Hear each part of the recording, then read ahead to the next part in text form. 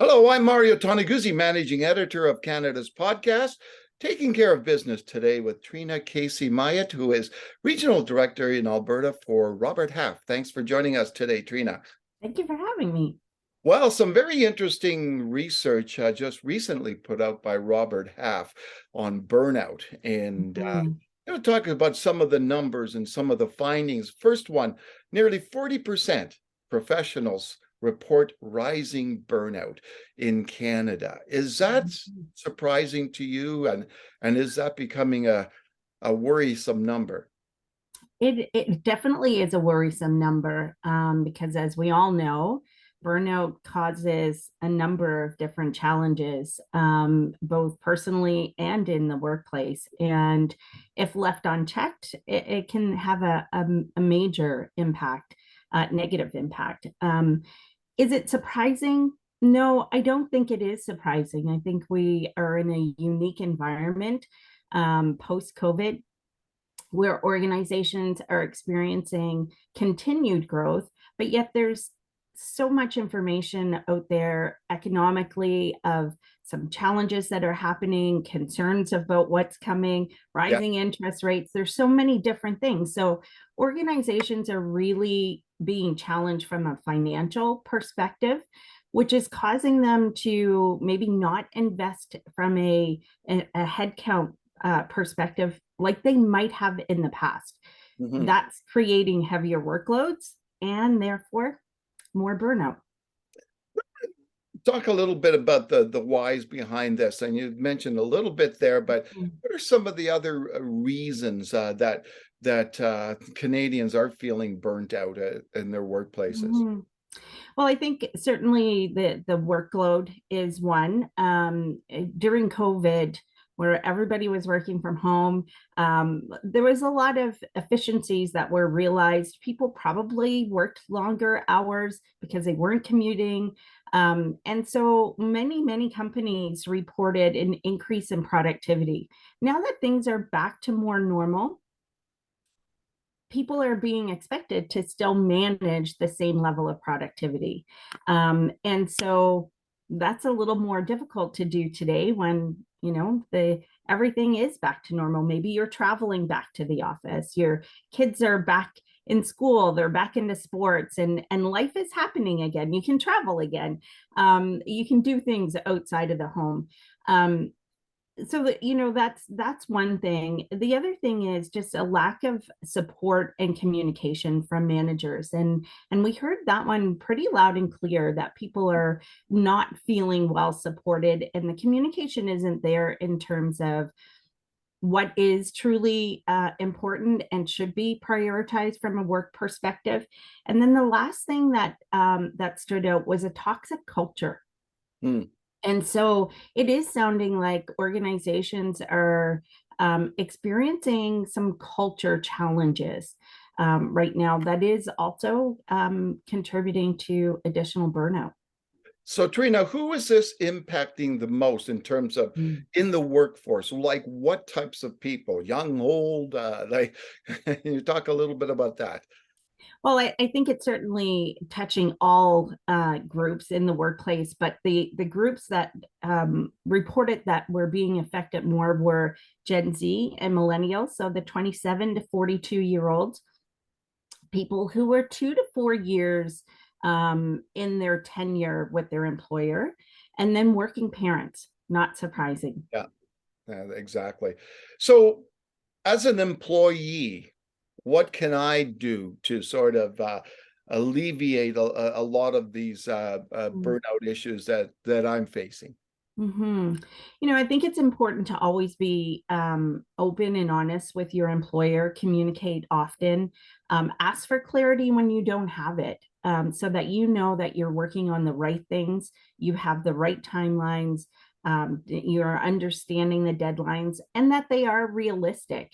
And I think if you're communicating effectively and often with your employer, that will certainly help in prioritizing and understanding, so that it doesn't create the angst and the stress around it if you're not. Yeah, exactly. And what about from a manager's point of view? if I was a manager, and what could I do to help my employees deal with these burnout issues? The number one thing is always communication. And if you're communicating often with your employees and truly understanding what they're dealing with, what they have on their plate, how they're feeling, you then can take action to help. I think in a lot of cases, when employees know that their manager is there to listen and they're there to help, that Mm, alleviates a great deal of stress. You're not alone anymore. yeah. And so I think that is the number one thing for managers to really consider. How often are you talking to your employees? If you're not meeting one-on-one with them, at least on a bi-weekly basis, especially if you're remote or hybrid, you're not seeing them as regularly as maybe you did in the past. So you're maybe not picking up on some of the cues that you might have seen if you were in the office. Mm. Communication is the number one key. All right, let's talk a little bit about the impact this has. And I want to address it in a couple of ways. But the first, of course, is the impact on the companies themselves when they have employees that are burnt out. Seems to me it's obvious that that these employees, their productivity levels are going to be kind of lowered, and I don't know, maybe things like motivation, things like even the ability of doing work without making mistakes, etc. Increases, right?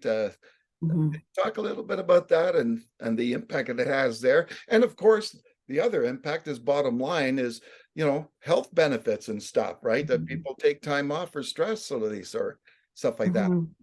Well, I think you touched on most of them there. The number one thing is lack of engagement. So therefore, productivity decreases, absenteeism increases, Mhm. whether it is that people end up going on a stress leave or they're just not feeling well, illness increases. Yeah. You certainly do experience a decrease in overall productivity. And with the number of individuals, 40% reported that one of the challenges is that they are understaffed.